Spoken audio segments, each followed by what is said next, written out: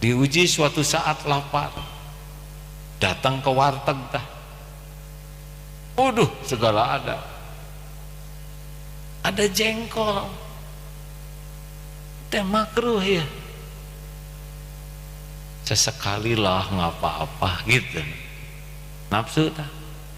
Tapi dah waktu itu mah kalah. Tidak ada yang lebih pahit dari berharapnya hati kepada kita. Allahumma aftah lana hikmataka ya Allah.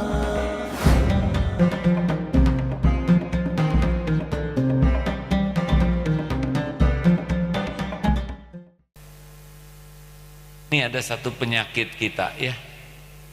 Kita punya sesuatu, punya barang atau punya rumah.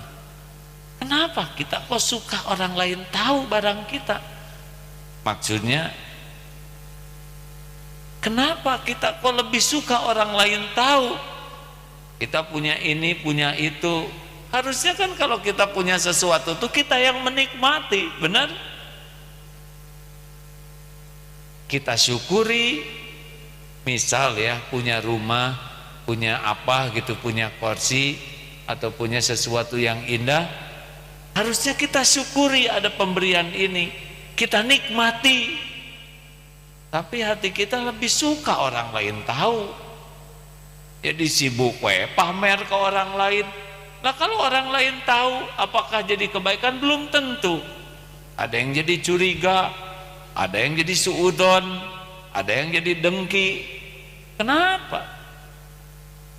Halo? Benar boleh kita menampakkan nikmat sebagai syukur kepada Allah, at-tahadus binikmah, boleh. Tapi itu tipis dengan riya. Kalau mau ditampakkan sampai Allah menampakkan aja. Kita misalkan punya kursi di rumah, empuk, suka, tinggal dudukin. Tidak perlu dipotret, ditayangkan, atau nanya, gimana kursi saya bagus? Enggak.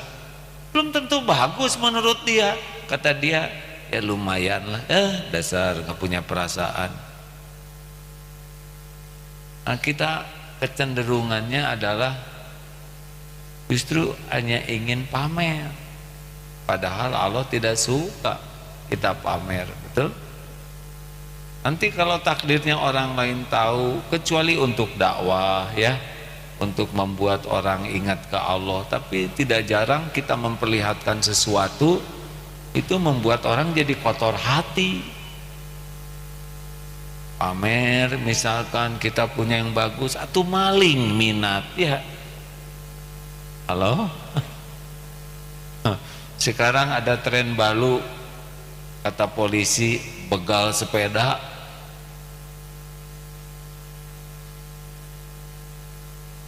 Saya juga punya dititipi Allah beberapa sepeda, dari yang bagus sampai yang sederhana. Mana yang paling menenteramkan dibawa ke masjid? Pernah tuh ke sepeda bawa brongos, hadirin, hampir aja diajak sholat berjamaah, hadirin. Aduh, dilipat. Kalau bisa mah udah nebeng satu saf.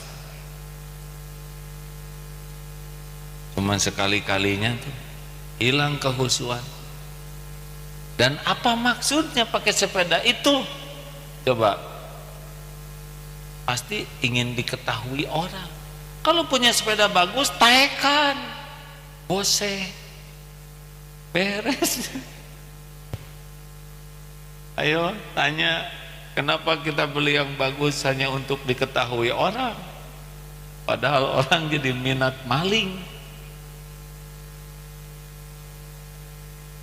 Tapi nggak apa-apa kalau mau punya yang bagus, karena di toko kami banyak sepeda bagus ya. Sok weh hadirin.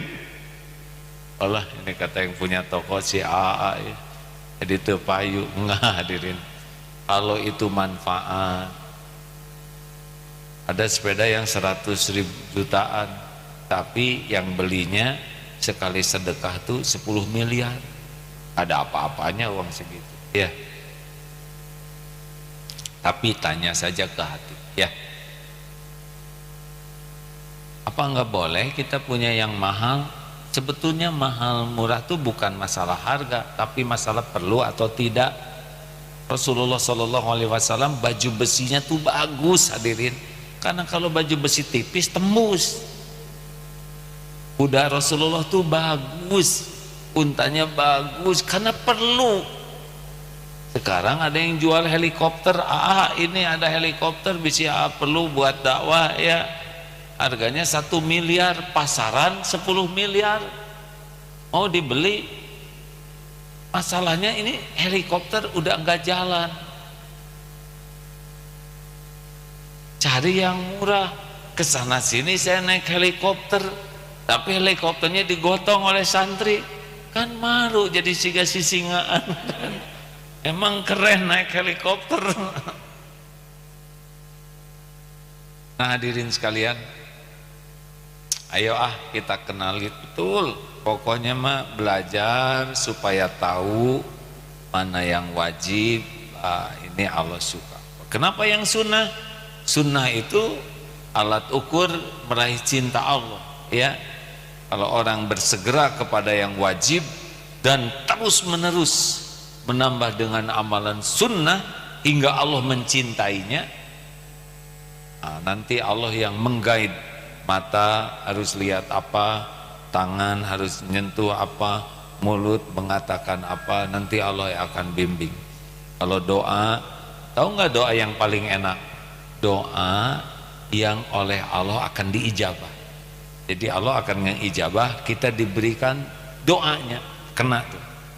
Tahu nggak inginan yang paling enak? Ingin apa?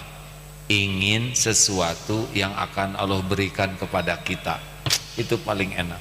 Karena yang paling apes adalah menginginkan sesuatu yang tidak ada takdirnya untuk kita. Nah yang enak tuh kita dibimbing oleh Allah menginginkan yang terbaik yang akan Allah berikan. Pasti ketemu, tapi rasa syukur kita luar biasa. Yang paling nelangsa adalah menginginkan sesuatu yang tidak ada di catatan lauh mahfuz bekal ketemu kita. Itu udah sengsara sendiri. Apalagi menginginkan sesuatu yang buruk, udah nggak ada catatannya, pengen. Hadirin sekalian, tes aja nanti kalau ada kotak infak ya, kita ngeluarin uang, rasa-rasain. Pilih nanti ada 2 ribuan, 20 ribu, 100 ribu misalkan. Nanti kita bisa kenal tuh mana yang disukai nafsu ya,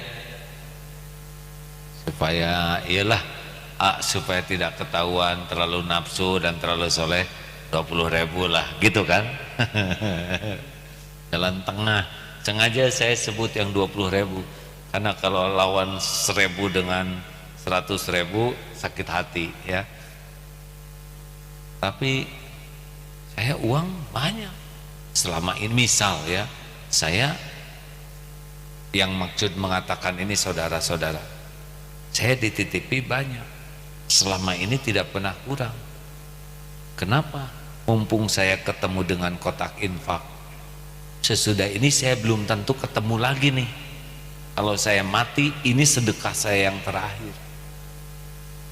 Berapa banyak yang sesudah ketemu kotak infak kemudian mati, betul?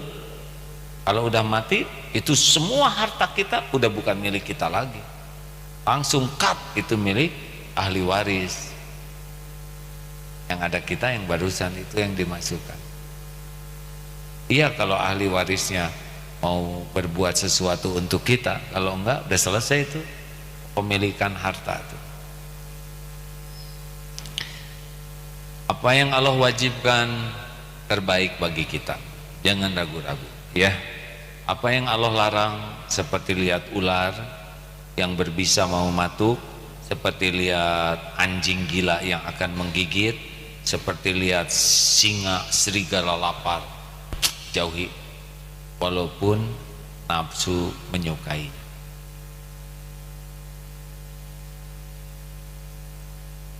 Saya boleh cerita sesuatu.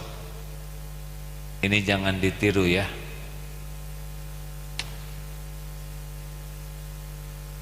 Tahu nggak rahasianya makan enak apa? Lapar, hadirin. Kalau ingin makan enak, tidak usah cari restoran yang mahal-mahal. Bikin aja lapar, pasti enak. Makan yang sederhana juga, betul? Diuji suatu saat lapar, datang ke warteg dah. Waduh, segala ada. Ada jengkol. Teh makruh ya. Sesekali lah nggak apa-apa gitu. Nafsu dah. Tapi dah waktu itu mah kalah. Kasih 4, aduh nyakrek lama. Jengkol tuh. Saya bukan pemakan jengkol sejati, enggak lah ya, karena saya tahu itu bau. Makruh lah ujian diantara makanan. Tapi hari itu lagi lemah tuh. Eta jengkol teh kenangan krek. Cik tamang datang lagi 4 jengkol. Awas. Nah, mulailah bermasalah. Nah, itu tuh. Nyari asam urat meningkat, ya kan? Urinnya tinggi, jalan, aduh tumit nggak enak, mulai menderita,